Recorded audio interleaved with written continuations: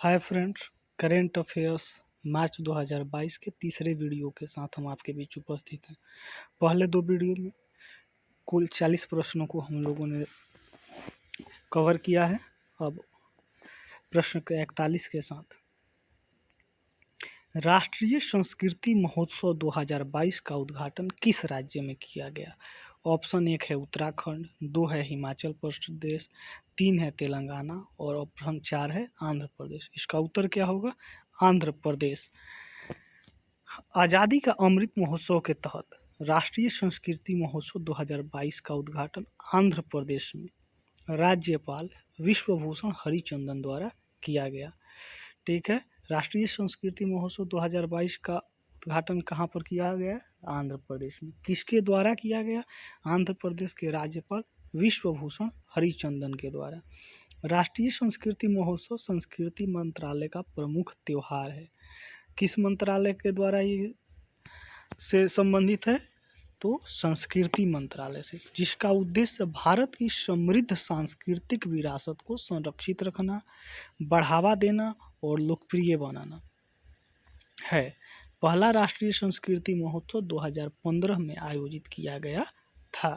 तो संस्कृति मंत्रालय द्वारा राष्ट्रीय संस्कृति महोत्सव को आयोजित किया जाता है और इसका प्रमुख उद्देश्य क्या है?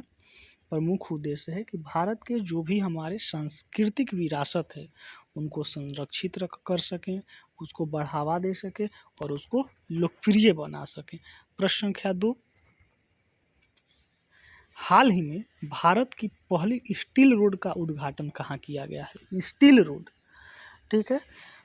ऑप्शन 1 है तमिलनाडु, ऑप्शन 2 है कर्नाटक, ऑप्शन 3 है तेलंगाना और ऑप्शन 4 है गुजरात। इसका उत्तर क्या होगा? गुजरात।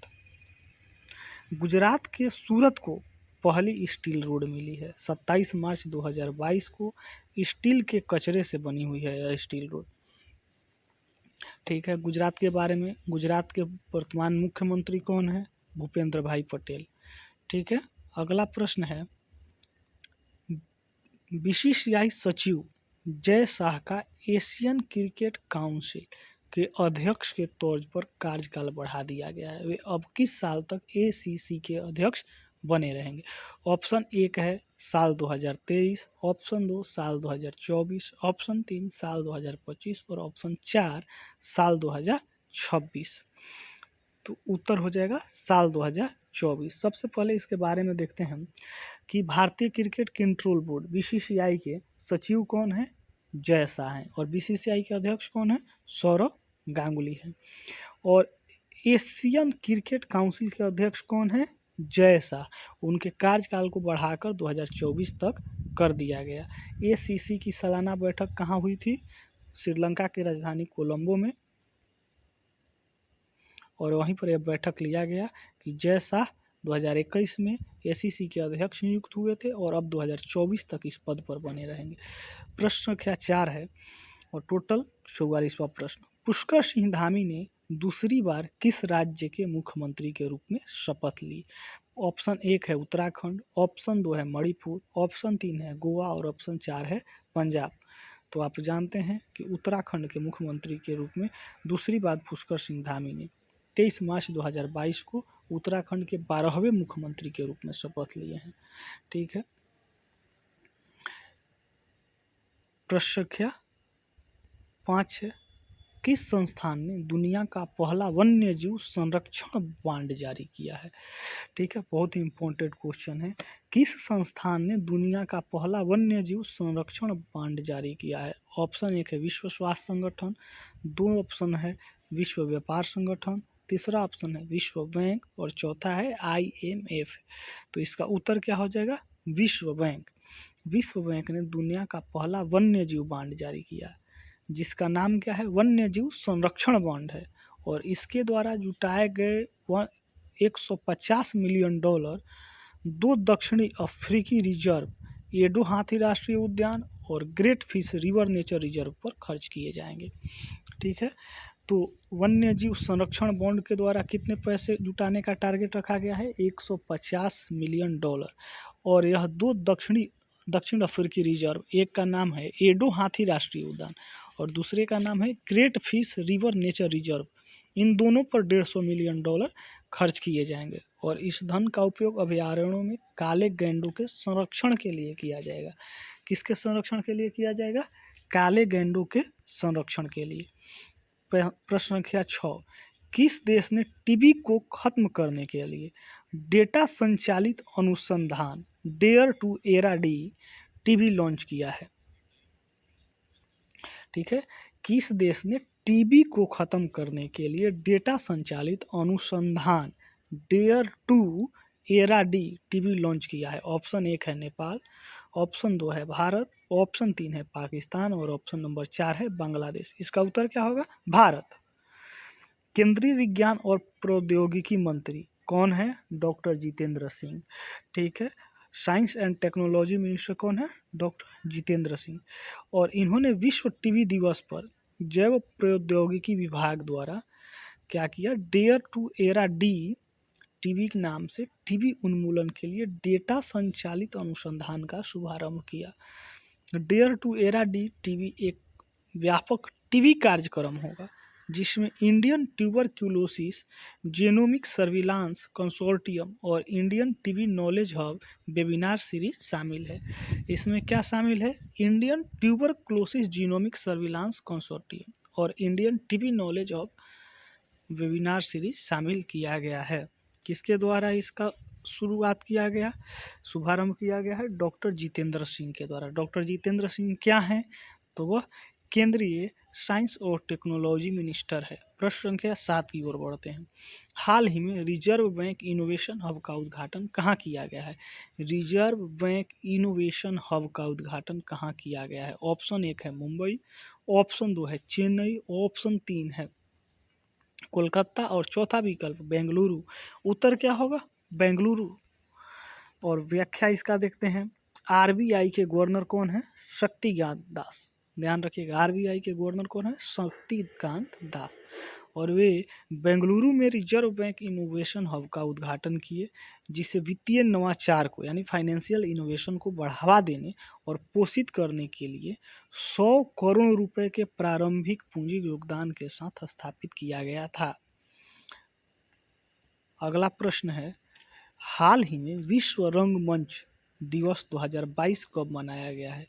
यानी कि वर्ल्ड थिएटर डे कब मनाया गया है? इसका उत्तर क्या होगा? पहला ऑप्शन 27 मार्च, दूसरा ऑप्शन 26 मार्च, तीसरा ऑप्शन 25 मार्च और चौथा ऑप्शन 24 मार्च। उत्तर हो जाएगा 27 मार्च को क्या किया गया है? प्रत्येक वर्ष 27 मार्च को वर्ल्ड थिएटर डे यानी कि विश्व रंगमंच दिवस मनाया जाता है और इसे अंतर्राष्ट्रीय रंगमंच संस्थान अपने केंद्रों के माध्यम से प्रचारित व प्रसारित करता है। यह दुनिया भर में रंगमंच या थिएटर समुदाय द्वारा समर्थित है और इस वर्ष विश्व रंगमंच दिवस समारोह युवाओं, आने वाली पीढ़ी और उभरते कलाकारों पर केंद्रित था। ठीक है, आईटीआई का मतलब क्या होता है? ये आईटीआई है, इस आईटीआई का फुल फॉर्म है इंटरनेशनल थिएटर इंस्टीट्यूट। अगला प्रश्न है, हाल ही में अर्थ आवर 2022 कब मनाया गया? अर्थ आवर 2022 कब मनाया गया? ऑप्शन 1 है 25 मार्च, ऑप्शन 2 है 26 मार्च, ऑप्शन 3 है 27 मार्च। उत्तर इसका क्या हो जाएगा? 26 मार्च। 26 मार्च क्या है? सही उत्तर है। प्रत्येक वर्ष मार्च महीने के आखिरी शनिवार को। ठीक है, तो ध्यान रखिएगा अर्थ आवर कब मनाया जाता है? मार्च महीना के आखिरी शनिवार को मनाया जाता है। ठीक है, चाहे वो 26 मार्च को हो जाए 27 मार्च को। इस साल 26 मार्च को था। तो प्रश्न पूछ सकता है कि अर्थ आवर दिवस कब मनाया जाता है? मार्च महीने के अंतिम शनिवार को मनाया जाता है और इसका उद्देश्य क्या है? ताकि जलवायु परिवर्तन के खिलाफ संघर्ष और एक बेहतर ग्रह के प्रति प्रतिबद्धता के लिए समर्थन दिखाया और जताया जा सके। ठीक है, जो जलवायु क्लाइमेट चेंज है उसके खिलाफ में संघर्ष और उसको एक बेहतर ग्रह बनाने के प्रति, जो हमारी पृथ्वी है उसको एक बेहतर ग्रह बनाने के प्रति हमारी जो प्रतिबद्धता है उसके लिए समर्थन दिखाया भी जा सके और जताया भी जा सके। और अर्थ आवर 2022 का विषय क्या था? इसका थीम था shape our future. Shape our future यानी कि हमारे भविष्य को आकार दे। प्रश्न संख्या अगला है, हाल ही में केंद्र सरकार ने राष्ट्रीय डॉल्फिन दिवस के रूप में किस दिन को नामित किया है? केंद्र सरकार ने राष्ट्रीय डॉल्फिन दिवस के रूप में किस दिन को नामित किया है? ऑप्शन 1 30 मार्च, ऑप्शन 2 16 अगस्त, ऑप्शन 3 5 अक्टूबर और ऑप्शन 4 15 दिसंबर। इसका उत्तर क्या होगा? 5 अक्टूबर। क्या होगा उत्तर? 5 अक्टूबर। केंद्रीय पर्यावरण, वन और जलवायु परिवर्तन मंत्रालय ने प्रत्येक वर्ष 5 अक्टूबर को राष्ट्रीय डॉल्फिन दिवस के रूप में मनाने के लिए नामित किया है। यह डॉल्फिन के संरक्षण के लिए जागरूकता पैदा करने हेतु उठाया गया एक ऐतिहासिक कदम है, जिसे वर्ष 2022 से ही मनाना शुरू किया जाएगा। यह जानकारी केंद्रीय पर्यावरण, वन और जलवायु परिवर्तन मंत्री भूपेंद्र यादव द्वारा दिया गया। बताइए, केंद्रीय पर्यावरण, वन और जलवायु परिवर्तन मंत्री कौन हैं? तो उत्तर क्या होगा? भूपेंद्र यादव। अगला प्रश्न है, हाल ही में किसने धूसर जल प्रबंधन के लिए सुजलाम 2.0 अभियान शुरू किया है? हाल ही में किसने धूसर जल प्रबंधन के लिए सुजलाम 2.0 अभियान शुरू किया है? पहला ऑप्शन है नरेंद्र मोदी, दूसरा ऑप्शन है रामनाथ कोविंद, तीसरा ऑप्शन है अमित शाह और चौथा है गजेंद्र सिंह शेखावत। उत्तर क्या होगा? गजेंद्र सिंह शेखावत। केंद्रीय जल शक्ति मंत्री श्री गजेंद्र सिंह शेखावत ने विश्व जल दिवस के अवसर पर जल शक्ति मंत्रालय के पेयजल तथा स्वच्छता विभाग द्वारा, जल शक्ति मंत्रालय के कौन सा विभाग द्वारा? पेयजल तथा स्वच्छता विभाग द्वारा वर्चुअल रूप से आयोजित कार्यक्रम में धूसर जल प्रबंधन के लिए सुजलाम 2.0 अभियान लॉन्च किया। 9 मंत्रालय, टोटल 9 मिनिस्ट्रीज। पहला मिनिस्ट्री जल शक्ति मंत्रालय, दूसरा ग्रामीण विकास मंत्रालय, तीसरा महिला एवं बाल विकास मंत्रालय, चौथा युवा कार्य व खेल मंत्रालय, पांचवा जनजातीय मंत्रालय, छठवां स्वास्थ्य और परिवार कल्याण मंत्रालय, सातवां शिक्षा मंत्रालय, आठवां पर्यावरण, वन तथा जलवायु परिवर्तन मंत्रालय और नौवां पंचायती राज मंत्रालय ने एक संयुक्त परामर्श पर हस्ताक्षर किए, जिसके अंतर्गत कार्यक्रम क्रियान्वयन से प्रत्यक्ष रूप से जुड़े लोगों के साथ तालमेल के आधार पर धूसर जल प्रबंधन अपने अपने स्तर पर प्रारंभ करेंगे। ठीक है, तो कुल कितने मंत्रालय इसमें शामिल हैं? 9 मंत्रालय। हाल ही में मेडेलिन ऑलब्राइट का निधन हुआ है। वे किस देश की पहली महिला विदेश मंत्री थी? नाम ध्यान रखिएगा, मेडेलिन ऑलब्राइट। और यह क्या थी? महिला विदेश मंत्री थी, पहली महिला विदेश मंत्री। किस देश की? इनका निधन हो गया है। Option 1 America, option 2 England, option 3 Australia और ऑप्शन संख्या 4 न्यूजीलैंड है। क्या उत्तर होगा? अमेरिका। अमेरिका की पहली महिला विदेश मंत्री मेडेलिन ऑलब्राइट का 84 साल की उम्र में निधन हो गया और मिली जानकारी के अनुसार वे क्या थी? कैंसर से पीड़ित थी। मेडेलिन ऑलब्राइट 1996 में अमेरिका की पहली विदेश मंत्री बनी थी। ठीक है, और वह पहली महिला विदेश मंत्री थी। उस समय अमेरिका के राष्ट्रपति बिल क्लिंटन थे और क्लिंटन के नेतृत्व में वह 4 साल तक इस पद पर रही, 1996 से 2000 तक। अगला प्रश्न है, हाल ही में अजन्मे बच्चों के लिए अंतर्राष्ट्रीय दिवस कब मनाया गया? तो हाल ही में अजन्मे बच्चों के लिए अंतर्राष्ट्रीय दिवस कब मनाया गया का पहला ऑप्शन 20 मार्च, दूसरा ऑप्शन 22 मार्च, तीसरा 24 मार्च और चौथा ऑप्शन 25 मार्च है। उसका उत्तर क्या होगा? 25 मार्च सही उत्तर है। 25 मार्च को अंतर्राष्ट्रीय अजन्मे बच्चे का दिवस मनाया जाता है। प्रश्न संख्या 4, हाल ही में किस बैंक द्वारा ग्रीन डिपॉजिट प्रोग्राम शुरू किया गया है? तो ऑप्शन 1 है भारतीय state bank, option number 2 IDBI bank, option 3 DBS bank India और चौथा ऑप्शन इंडियन ओवरसीज बैंक। उत्तर इसका क्या हो जाएगा? DBS bank. DBS bank India के ने कॉर्पोरेट ग्राहकों के लिए अपने ग्रीन डिपॉजिट प्रोग्राम को लॉन्च करने की घोषणा की है। किसको? ग्रीन डिपॉजिट प्रोग्राम लॉन्च करने की घोषणा की है, जो कंपनियों को पर्यावरण के अनुकूल परियोजनाओं या रास्ते का समर्थन करने का एक आसान तरीका प्रदान करना है। डीबीएस बैंक वैश्विक स्तर पर कुछ बैंकों में से एक है जो टिकाऊ और पर्यावरण के अनुकूल हरित क्षेत्रों को ऋण और व्यापार ऋण समाधान प्रदान करके सतत विकास लक्ष्यों को एकीकृत करता है और अब एक ग्रीन डिपॉजिट उत्पाद पेश कर रहा है। ठीक है, तो उत्तर इसका क्या हो गया? DBS bank. अब अगला प्रश्न है, हाल ही में आर.सी. लोहाटी का निधन हुआ है। वे कौन थे? आर.सी. लोहाटी। ऑप्शन 1 है गणितज्ञ, ऑप्शन 2 है राजनेता, ऑप्शन 3 है उत्तर प्रदेश के पूर्व राज्यपाल और ऑप्शन 4 है भारत के पूर्व मुख्य न्यायाधीश। उत्तर इसका क्या होगा? भारत के पूर्व मुख्य न्यायाधीश थे। भारत के पूर्व मुख्य न्यायाधीश थे आर.सी. गुलाटी। इनका पूरा नाम था रमेश चंद्र लोहाटी लाहोटी, माफ कीजिएगा।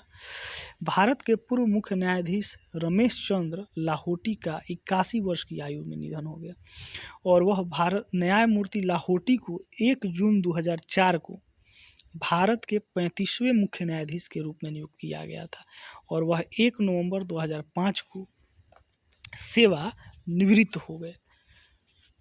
अगला प्रश्न है, हाल ही में मारुति सुजुकी के एमडी और सीईओ के रूप में किसे नियुक्त किया गया है? पिछले वीडियो में हमने क्वेश्चन पूछा था कि टीसीएस के सीईओ और एमडी के रूप में नियुक्त किसे किया गया है। उत्तर आप कमेंट बॉक्स में बताएंगे। अभी पहला प्रश्न आया है कि हाल ही में मारुति सुजुकी के एमडी और सीईओ के रूप में किसे नियुक्त किया गया है। पहला ऑप्शन है केनिची आयुकावा, दूसरा ऑप्शन है हिसाशी टेकुची, तीसरा ऑप्शन है सत्यजीत बंसल और चौथा ऑप्शन है रजनीश कुमार। उत्तर क्या होगा इसका? Hisashi Takeuchi. ऑप्शन नंबर 2 सही उत्तर है। हिसाशी टेकुची को 1 अप्रैल 2022 से 3 साल की अवधि के लिए मारुति सुजुकी के एमडी और सीईओ के रूप में नियुक्त किया गया है। टेकुची एमडी और सीईओ के रूप में केनिची आयुकावा का स्थान लेंगे। ठीक है, यानी कि 1 अप्रैल 2022 से पहले मारुति सुजुकी के एमडी और सीईओ कौन थे? Kenichi Ayukawa. आयुकावा को अब 1 अप्रैल 2022 से 30 सितंबर 2022 तक 6 महीने की अवधि के लिए कार्यकारी उपाध्यक्ष के रूप में नामित किया गया है। ध्यान रखिएगा कि केनिची आयुकावा क्या हो गए हैं, अब कार्यकारी उपाध्यक्ष बनेंगे और 6 महीना के लिए 1 अप्रैल 2022 से 30 सितंबर 2022 तक के लिए। आयुकावा 2013 में एमडी MSIL के रूप में शामिल हुए। अगला प्रश्न है, निम्नलिखित में से कौन सा देश बरसामा शील्ड 2022 सैन्य अभ्यास का आयोजन करेगा? बरसामा शील्ड 2022 सैन्य अभ्यास का आयोजन करेगा। ऑप्शन 1 है मलेशिया, ऑप्शन 2 है सिंगापुर, ऑप्शन 3 है यूनाइटेड किंगडम और ऑप्शन 4 है ऑस्ट्रेलिया। उत्तर क्या होगा इसका? मलेशिया। मलेशिया वार्षिक बरसामा शील्ड 2022 प्रशिक्षण अभ्यास में 4 देशों, कौन कौन से देश शामिल हो रहे हैं इसमें? ऑस्ट्रेलिया, न्यूजीलैंड, सिंगापुर और यूनाइटेड किंगडम। तो इसलिए इसका ऑप्शन ध्यान से देखिएगा, इसमें सिंगापुर भी है, यूके भी है, ऑस्ट्रेलिया भी है, ये सभी देश शामिल हो रहे हैं। लेकिन इसको होस्ट कौन कर रहा है? इसकी मेजबानी कर रहा है कौन? मलेशिया कर रहा है। टोटल 5 देश हैं जिसमें से कि ऑस्ट्रेलिया, न्यूजीलैंड, सिंगापुर और यूके इसमें शामिल हो रहे हैं और मलेशिया के द्वारा मेजबानी किया जा रहा है।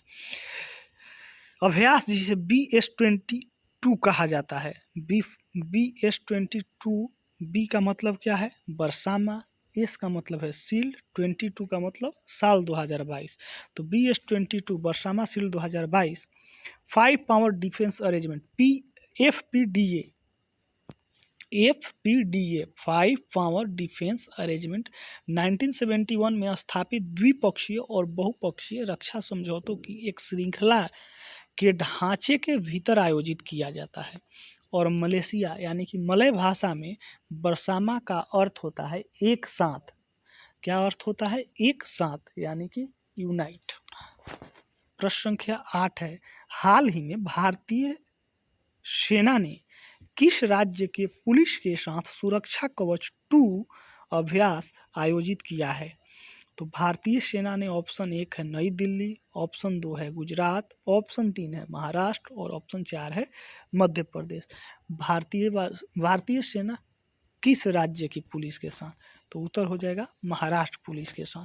भारतीय सेना ने अग्निबाज डिवीजन, भारतीय सेना के अग्निबाज डिवीजन ने, ध्यान रखिएगा कौन सा डिवीजन, अग्निबाज डिवीजन ने पुणे के लूलानगर में महाराष्ट्र पुलिस के साथ एक संयुक्त अभ्यास सुरक्षा कवच 2 का आयोजन किया और अभ्यास का उद्देश्य पुणे में किसी भी आतंकवादी कार्रवाई का मुकाबला करना था। इस अभ्यास में भारतीय सेना के आतंकवाद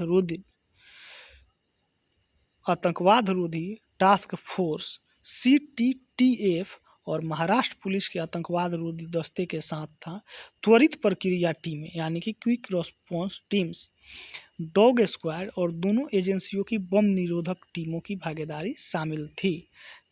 ठीक है, CTTF, QTR और इन दोनों डॉग स्क्वाड और दोनों एजेंसियों के बम निरोधक टीमों की भागीदारी थी।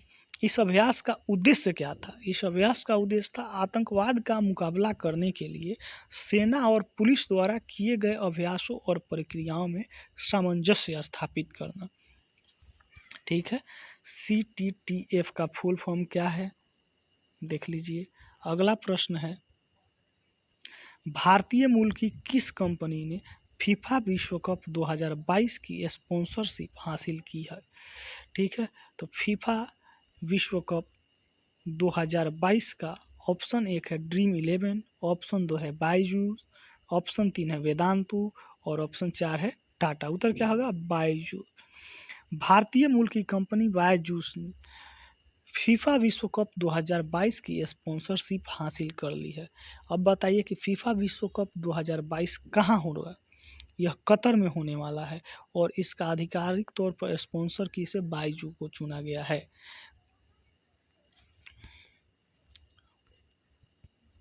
अगला प्रश्न है, किस देश के प्रसिद्ध गणितज्ञ डेनिस पार्नेल सुलिवन ने एबल पुरस्कार 2022 जीत लिया है? इसका ऑप्शन है 1, ऑप्शन 2 है England, option 1 America, option 2 England, option 3 France और ऑप्शन 4 यूक्रेन। इसका उत्तर क्या होगा?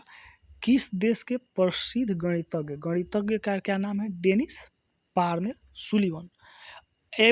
एबल पुरस्कार 2022। एबल पुरस्कार 2022 क्या है? यह जिस तरह से नोबेल पुरस्कार दिया जाता है ठीक उसी प्रकार से गणित में यह नोबेल पुरस्कार के समतुल्य होता है एबेल पुरस्कार। और इसका ऑप्शन अमेरिका, इंग्लैंड, फ्रांस और यूक्रेन में सही होगा अमेरिका। अमेरिकी गणितज्ञ डेनिस पार्नेल सुलिवन ने एबेल पुरस्कार 2022 जीत लिया है और यह पुरस्कार टोपोलॉजी, विशेष रूप से इसके ज्यामितीय, विजय और गतिशील पहलुओं में उनके योगदान के लिए मिला है। टोपोलॉजी क्या है? टोपोलॉजी एक गणित का एक ब्रांच है जो अलग अलग रूपों की दो चीज़ों को समान मानता है यदि वे एक दूसरे से विकृत हो सकते हैं, वो डिफॉर्म हो सकते हैं। जैसे रबड़ है, रबड़ को स्ट्रेच करते हैं तो उसका साइज बढ़ जाता है। ठीक है, एबल पुरस्कार पहली बार साल 2003 में एक फ्रांसीसी गणितज्ञ जीन पियरे सेरे को बीजगणितीय ज्यामिति, टोपोलॉजी और संख्या सिद्धांत में उनके योगदान के लिए प्रदान किया गया था।